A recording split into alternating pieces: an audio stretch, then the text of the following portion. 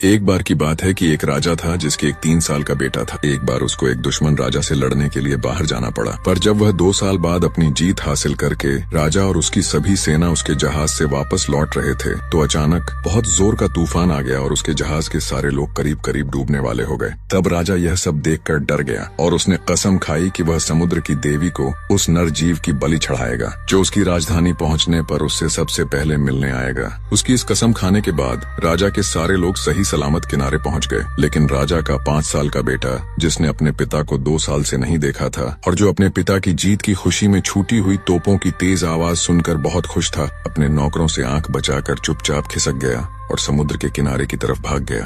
और जब राजा ने धरती पर कदम रखा तो वही पहला नरजीव था जो खुशी से रोता हुआ राजा से जाकर लिपट गया। राजा उसको देखकर खुश तो बहुत हुआ, पर साथ में समुद्र की रानी को बलि चढ़ाने की बात सोचकर रो पड़ा। राजा ने सोचा कि राजकुमार तो केवल बच्चा ही था, इसलिए वह दूसरे किसी आदमी की बलि चढ़ा देगा। पर उसके बाद जो कुछ हुआ वह सभी को डरा कर रख दिया और अब कोई भी समुद्र की यात्रा सुरक्षित रूप से नहीं कर सका। अब राजा की जनता में कानाफूसी होने लगी। उनका कहना था कि क्योंकि राजा ने समुद्र की रानी से जो अपनी कसम ली थी उसे नहीं निभाया, इसीलिए ऐसा हो रहा था। राजा और रानी भी अपने राजकुमार को अब अकेला नहीं छोड़ते थे, उसके साथ बहुत सारे लोग लगे रहते थे।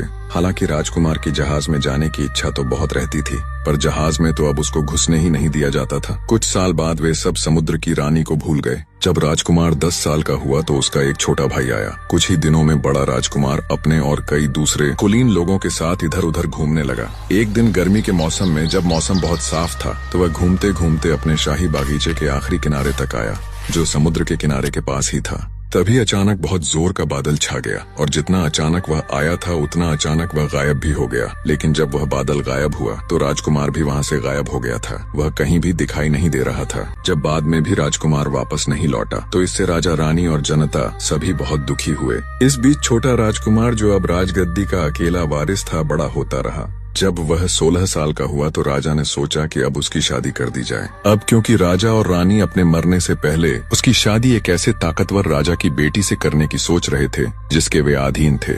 ये ध्यान में रखते हुए राजा ने चिट्ठियां और अपने दूत दूर देशों में भेजे। जब यह सब तय हो रहा था तो ऐसा कहा जाने लगा कि समुद्र का किनारा कुछ डरावना हो गया। बहुत सारे लोगों ने वहाँ रोने की आवाजें सुनी और जो कोई भी शाम को वहाँ गया तो वह बीमार हो गया। आखिर लोगों ने वहाँ रात के 11 बजे के बाद जाना बंद कर दिया क्योंकि रात में वहाँ समुद्र से रोने चिल्लाने की आवाज आती थी। पहला बेटा पहले शादी। फिर जब भी कभी कोई उसके पास तक गया तो वह बस अपनी जान हथेली पर रख कर ही गया। आखिर ये शिकायतें राजा के पास पहुँची। उसने अपने सलाहकारों को बुलाया और यह तय किया गया कि इस बारे में किसी अक्लमंद स्त्री से सलाह लेनी चाहिए। जब वह अक्लमंद स्त्री राजा के पास लाई गई तो उसने बताया कि यह आवाजें लगाने वाला वह राजकुमार था जो समुद्र में ले जाया गया था। अब अगर वे उसके लिए कोई नौजवान कुलीन सुंदर सी दुल्हन ढूंढ लेंगे जो 15 साल से कम की न हो और 17 साल से बड़ी न हो तो ये आवाजें आनी बंद हो जाएंगी। अब यह तो एक बड़ी उलझन थी क्योंकि कोई भी अपनी बेटी समुद्र के राजा को देने के लिए तैयार नहीं था। फिर भी जब रोने चिल्लाने में कोई कमी नहीं हुई तो उस अक्लमंद स्त्री ने कहा कि पहले समुद्र के किनारे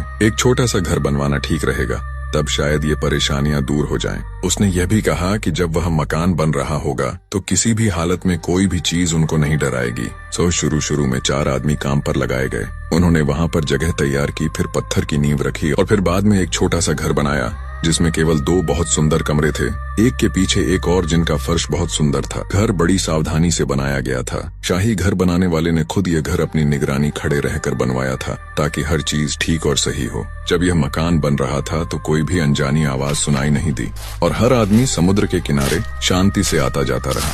जब वह मकान बनकर तैयार हो गया तो राज्य के सबसे अच्छे बढ़ई बुलवाए गए और उन्होंने उसमें काम करना शुरू कर दिया। फिर पेंट करने वाले आए और कुछ और कलाकारी करने वाले आए। आखिर में उसको सजाया गया क्योंकि जब भी कभी एक दिन के लिए भी काम रोका गया तो फिर से आवाजें आनी शुरू हो गईं। दोनों कमरे बहुत अच्छी तरह से सजाए गए। बैठने वाले कमरे में एक बहुत बड़ा शीशा लगवाया गया। उस अक्लमंद स्त्री के कहने के अनुसार उसको इस तरीके से लगवाया गया कि सोने वाले कमरे में अगर कोई लेटा हो तो वहाँ के बिस्तर से चाहे वह दीवार की तरफ ही मुंह करके ही क्यों न लेटा हो, उसको बैठने वाले कमरे में आने वाला आदमी उसकी देहरी पर से ही नजर आ जाएगा क्योंकि दोनों कमरों के बीच का दरवाजा हमेशा ही खुला रहने वाला था। जब सब कुछ तैयार हो गया तो उस मकान को शाही तरीके से सजा दिया गया तो पहला बेटा पहले शादी की आवाजें समुद्र के किनारे से फिर से सुनाई देने लगी। हालांकि किसी की इच्छा नहीं थी पर फिर भी यही ठीक समझा गया कि उस अक्लमंद स्त्री की सलाह मानी जाए। 15 से 17 साल तक के बीच की उम्र की 3 लड़कियां जो राज्य के बहुत कुलीन घरों से आती थीं, महल ले आई गईं जैसे कि वे शाही खून वाली हों। फिर उनको एक एक करके उस समुद्र वाले घर में ले जाया जाए, क्योंकि अगर उनमें से एक भी समुद्र के राजकुमार को पसंद आ गई, तब समुद्र से जो शोर आदि आता था वह यकीनन खत्म हो जाएगा। इस बीच छोटे राजकुमार की शादी की बात चलती रही। जिससे उसकी शादी होने को थी, वह दुल्हन जल्दी ही वहां आने वाली थी। समुद्र के राजकुमार के लिए भी लड़कियां चुनी गईं। वे तीनों चुनी हुई लड़कियां और उनके माता पिता दोनों ही उनकी किस्मत पर बहुत दुखी थे। कोई उनको तसल्ली नहीं दे पा रहा था। उनसे यह कहना भी कि उनकी तीनों बेटियों को राजकुमारी की तरह से ही रखा जाएगा, फिर भी उनको कोई तसल्ली नहीं दे पा रहा था। वे सोचते रहे कि उनके साथ कुछ और भी बुरा होने वाला है। पहली लड़की, जिसको पहले दिन समुद्र के पास वाले महल में सोना था, उन तीनों में सबसे बड़ी थी। जब उसने अक्लमंद स्त्री से बात की और उससे उसकी सलाह मांगी, तो उसने उससे कहा कि वह अपने सुंदर बिस्तर पर आराम से सोए, पर अपना चेहरा दीवार की तरफ करके ही लेटे। किसी भी हालत में उत्सुकता से पीछे की तरफ न देखे कि देखूं कि पीछे क्या हो रहा है। रात को 10 बजे दुल्हन को बड़ी शान शौकत के साथ उस मकान में ले जाया गया।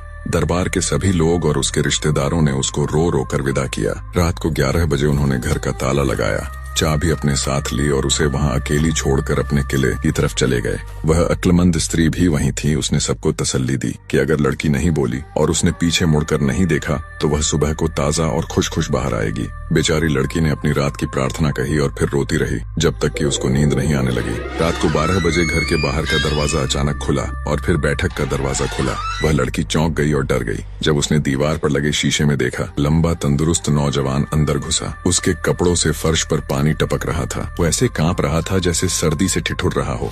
उसके मुंह से आवाज निकल रही थी, ऊं ऊं। फिर वह बिस्तर के पीछे चला गया और वहां एक बहुत सुंदर और बहुत ही बड़ा सेब रख दिया। उसने कपड़े में लिपटी हुई एक बोतल भी टांग दी। फिर वह बिस्तर के पास आया, सोई हुई लड़की के ऊपर झुका, उसकी तरफ देखा, फिर इधर उधर कुछ कदम चला, ऊह ऊह करते हुए अपने गीले कपड़ों से पानी झटका। उसने जल्दी जल्दी अपने कपड़े उतारे और बिस्तर की तरफ आकर बिस्तर पर लेट गया और सो गया। लड़की खुश थी क्योंकि वह सोच रही थी कि अब वह सो गया है। वह उस समय अक्लमंद स्त्री की चेतावनी भी भूल गई कि किसी भी हालत में उसको पलट कर नहीं देखना चाहिए। उसकी उत्सुकता उसके ऊपर हावी हो गई और उसने सोचा कि वह पीछे मुड़कर यह देख लेती है कि वह सचमुच का आदमी है या नहीं। उसने बहुत धीरे से करवट बदली ताकि वह कहीं उठ न जाए, पर जैसे ही वह उस नौजवान को ठीक से देखने के लिए अपने बिस्तर पर चुपचाप से बैठी कि तभी उसने उसका दायां हाथ पकड़ लिया और उसे काट कर बिस्तर के नीचे फेंक दिया। वह फिर तुरंत ही लेट गया और सो भी गया। जैसे ही सुबह दिन निकला, उस नौजवान ने बिना बिस्तर की तरफ देखे अपने कपड़े पहने खिड़की में से बोतल और सेब उठाया और अपने पीछे दरवाजा बंद करके जल्दी से वहां से चला गया।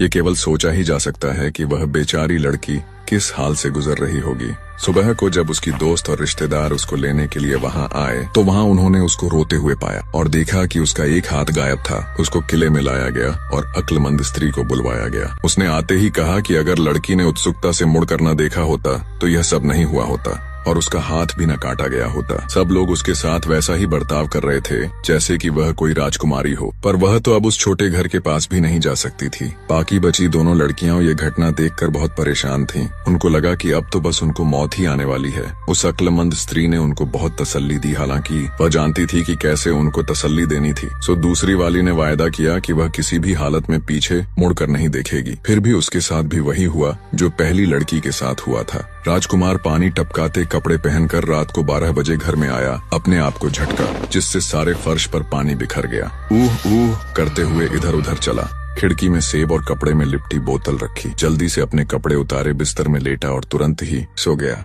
यह दूसरी लड़की भी अपनी उत्सुकता नहीं रोक पाई।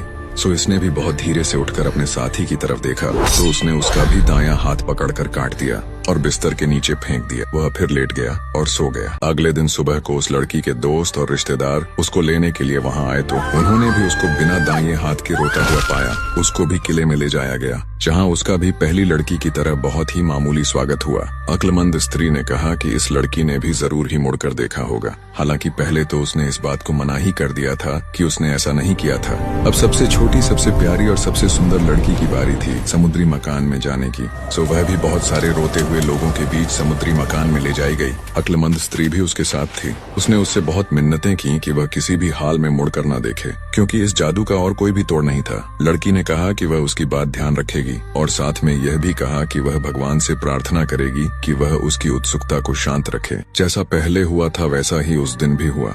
जैसे ही रात के 12 बजे राजकुमार आया, जिसके कपड़ों से पानी टपक रहा था, अपने को हिला डुला कर ऊह ऊह की आवाज के साथ उसने पानी झटका और सेब कपड़े में लिपटी बोतल खिड़की में रखी। फिर वह सोने के कमरे में गया, कुछ देर इधर उधर घूमा, अपने कपड़े उतारे और पलंग पर सो गया। वह लड़की बेचारी डर के मारे आधी मरी सी हो रही थी। वह भगवान से प्रार्थना करती रही कि वह उसकी उत्सुकता को शांत रखे। आखिर प्रार्थना करते करते वह पता नहीं कब सो गई। उसकी आंख तब तक नहीं खुली जब तक कि राजकुमार ने उठकर कपड़े नहीं पहन लिए। वह फिर बिस्तर तक आया, उसने नीचा मुंह करके देखा, फिर कमरे के दरवाजे से एक बार फिर पीछे देखा, अपना सेब और बोतल उठाई और कमरे से बाहर चला गया। सुबह को सारा दरबार, लड़की के दोस्त और रिश्तेदार और अक्लमंद स्त्री सब उसे किले ले जाने के लिए आए, तो वह उनसे मिलकर खुशी से रो पड़ी। उसको वैसी ही खुशी से किले में ले जाया गया जैसे वह कुछ जीत कर आई हो। राजा रानी ने उसको गले लगाया और उसको वही इज्जत दी जो वे लोग उस राजकुमारी को देते, जो कुछ ही दिन में छोटे राजकुमार से शादी के लिए आने वाली थी। अब उस लड़की को हर रात अपने उसी समुद्री मकान में सोना होता था।